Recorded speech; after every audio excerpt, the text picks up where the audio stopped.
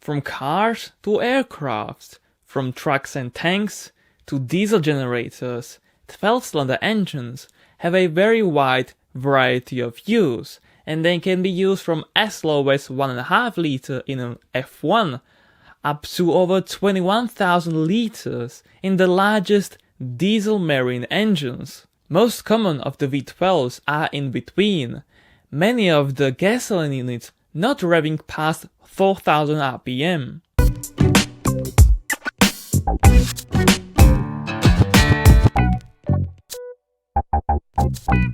Lincoln Zephyr V12 was produced by Ford and essentially being a reworked Ford Flathead V8 using a narrower angle, aluminum heads and iron pistons, relatively being very small as a 4.4 liter V12. It had 2 water pumps, a single distributor with 1 coil per each cylinder bank, and some rather deadly engineering failures. The water passages were too small, there was an insufficient oil flow or inadequate oil ventilation. It did make a good power of 111 horsepower with a flat torque curve. It was eventually made in a 267, 292 and a 306 cubic inch versions.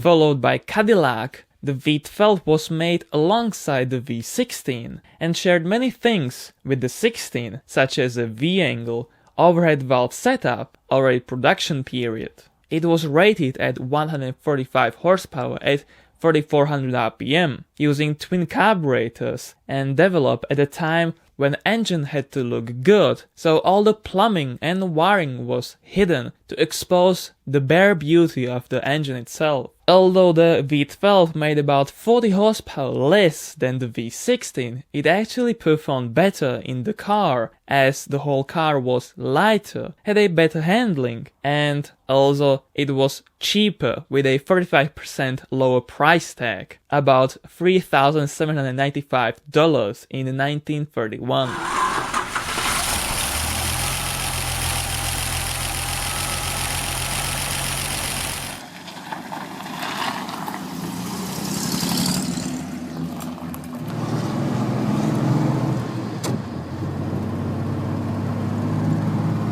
The next one, Ranger V770, was an aircraft engine developed from an inline engine, being an inverted V12 made from various materials, but mostly aluminium, such as a 2-piece crankcase, heads, cooling fins with steel cylinder liners. There was a gear-driven single overhead cam per bank and a single-stage supercharger. Similar to other inverted V12s, it provided a great visibility outside from the cockpit, but it had its drawbacks like a low speed overheating issues.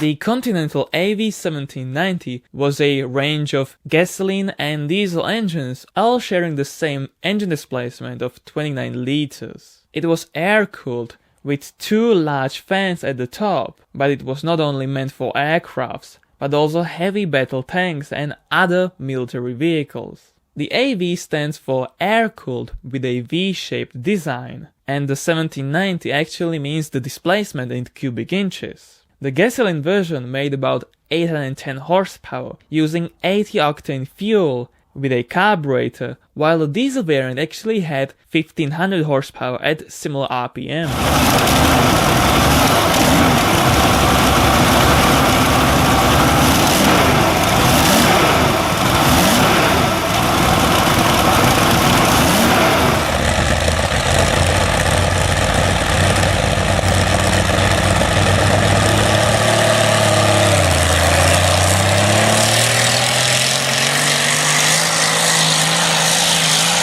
Maibach HL230 was also a battle tank engine, and it was also burning gasoline. Germans actually powered the largest tanks with it, alongside its smaller variant, the HL210. The 210 was an aluminum engine, while the 230 was actually made from cast iron, with a cumulative weight of 1200 kilograms. Using a carburetor, it could develop up to 700 horsepower at 3000 rpm, and later with a proposed fuel injection, supposedly up to 900 horsepower at atmospheric pressure.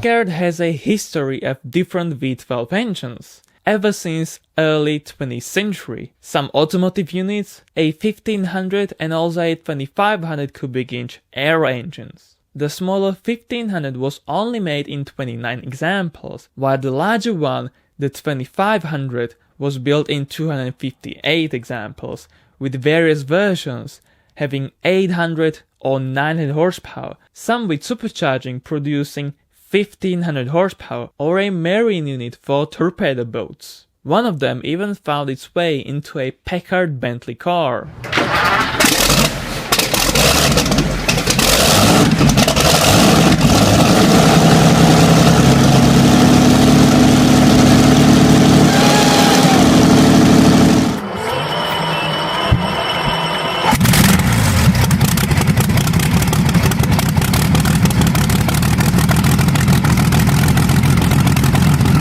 Famous Daimler DB series was a very popular German engine, making from constant 780 horsepower up to 1800 takeoff horsepower. There was at least 60,000 DB series engines produced altogether, and actually it was another German direct competitor to a different American engine.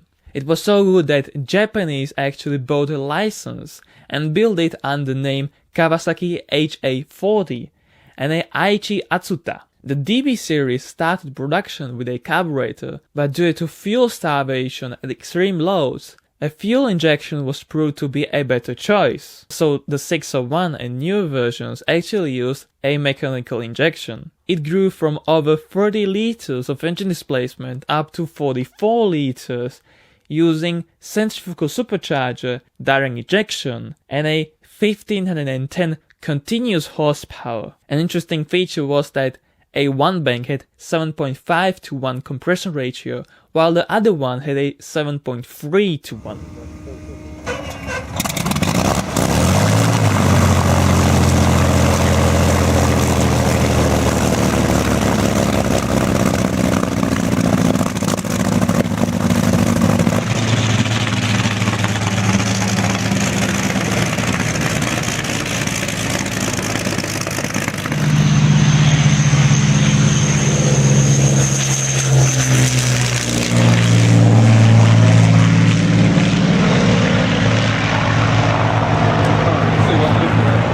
RollsRoyce Meteor was actually a scrapyard engine. The story is that Rolls-Royce had many crashed Merlin engines and they were unsuitable for another aircraft usage, so they developed a tank engine, an on-road engine from it called Meteor. They removed the 2-speed supercharger and the high-octane fuel was not required anymore, but it kept the overhead cam setup. The Meteor provided much better performance than prior engines in these applications, and so with a better performance they could load up the tank with a more armor.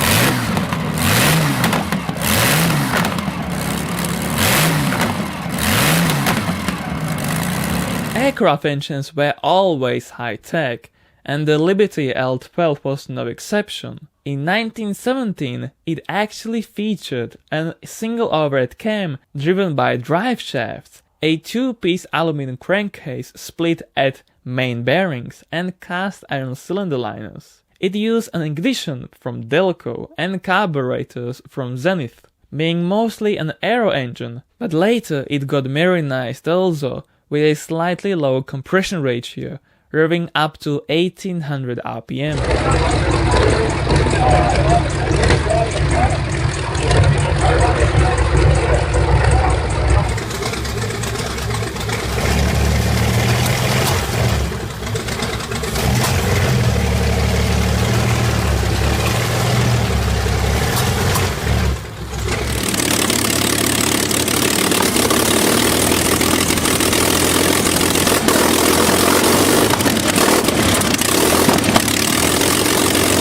The lowest revving V12 engine on this list is the BMW 6 Brutus. The BMW 6 was an aero engine, very important one for Germans, made in thousands examples. The origin was found in the BMW 4 as they merged two inline-six engines into a single crankcase, boosting its power from a maximum of 250 horsepower threefold up to 750 horsepower. The cylinder stroke was different per bank due to articulated conrods, but other than that it was a typical aero engine with twin valves per cylinder, using overhead cams, twin Zenith carburetors, and not so typically water cooling. One of them, a very popular usage of this engine actually, got later installed in a beast called Brutus, which was using a 1907 chassis.